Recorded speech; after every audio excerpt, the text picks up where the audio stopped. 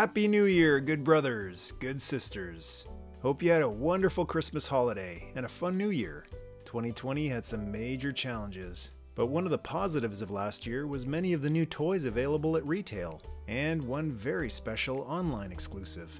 I've been mostly a vintage toy collector for a long time, but this past year felt like more new toys hit the magical mark on store shelves and pegs than they have in a long time. And I actually had a tough time whittling down my list to my top 5 favorite new releases. Here we go in no particular order. Number 5. Baby Yoda.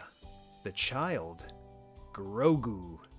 Whatever you call the Mandalorian's little buddy, this little plush ball is one of the most fun toys I've seen in ages. The Mattel version doesn't talk and doesn't move, but that doesn't stop him from getting into all kinds of trouble. My wife and I still have fun setting him up every so often in hilarious predicaments to surprise the other. He's super affordable while at the same time having an incredible sculpt and lifelike eyes. If you measure toys in fun and that intangible magic, like so many of our favorites from the 80s, then I think this little guy fits right in with the likes of other 80s cuties like Gizmo from Gremlins and Salacious B. Crumb. Aw, look at that punum. Number 4. The Warriors of Symbion have hatched. After buzzing off for over 30 years, Coleco's Sectars have returned thanks to Zyka. Zika? Zyka. Don't let the smaller scale fool you. The lack of mass compared to the originals doesn't mean a decrease in fun. The articulation is off the charts compared to the originals. And magnet feet! No detail lost in the downsizing either. So if you love inspecting your toy artistry with a monocle, these new Sectars figures will give you some miniature molds to marvel at for months on end. Number 3. You know how sometimes it's more about the box than the figure? This figure was the gold standard of that in 2020. G.I. Joe Classified Snake Eyes Deluxe Edition, which was offered through the Hasbro Pulse website, offered the figure, which was released at retail, but with a ton of extras, and not just plastic. In addition to the weapons and weapons rack, this SESE, Special Edition Snake Eyes, came with an Uzi that every Snake Eyes should come with, and a more realistic looking sidearm than the retail version came with, plus a beautiful pencil-like sketch, and a box that, much like Snake Eyes, appears like a simple shroud from a distance, but reveals intricate detail up close. It truly is a work of art, and one that's even more stunning in motion than stationary. Rarely has a figure been so wonderfully presented. It's like wrapping a gift katana up by placing it inside a Lamborghini. Number 2. I pity the fool who doesn't add this figure to their favorite figures of 2020. By the power of pain, Mr. T exploded onto Eternia with this WWE and Masters of the Universe crossover figure by Mattel.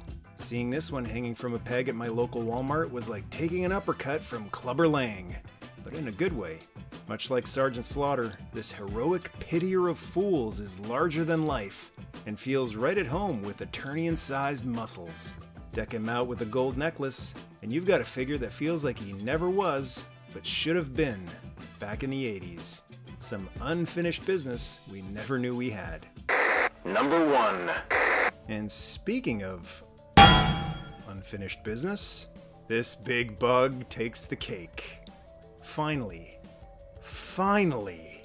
after 33 years, Hasbro released a spectacular, scorptacular, Titan-sized Headmaster Scorpion. That's the same size as the original 87 Fortress Maximus. A perfect blend of the best of both worlds. He features all of the superior articulation of the modern Earthrise Transformers, while being blocky enough to blend in beautifully with G1 Fort Max. Even better than with the more modern Titan's Return Fortress Maximus, actually. You know that scene in Return of the Jedi when after the Super Star Destroyer collides with the Death Star and blows up, and Admiral Akbar slumps in his chair, exhausted, relieved, finally at peace after years of war? That was me. My G1 Fort Max just never felt right, never felt complete, until this spectacular Scorpion stood across from him. Finally, eye to eye, as it should have been right from the beginning.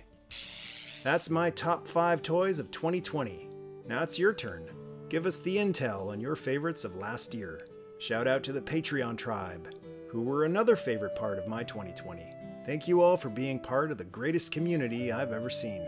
A warm welcome to our newest ninja member, Mike Biswell.